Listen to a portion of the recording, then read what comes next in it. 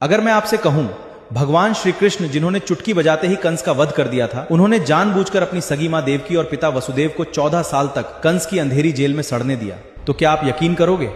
लेकिन हां, आपने बिल्कुल सही सुना। जिस ईश्वर के इशारे पर ब्रह्मांड हिल जाता है, वो 14 सालों तक अपने ही माता पिता की चीखें सुनता रहा और उन्होंने कुछ नहीं किया।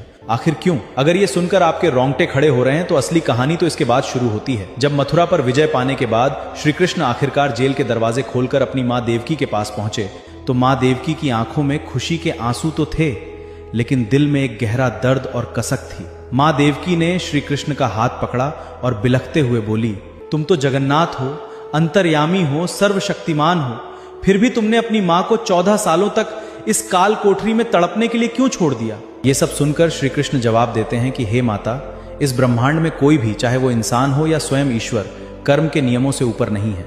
याद कीजिए अपना पिछला जन्म। पिछले जन्म में आप माता कैकेयी थी और मैं राम।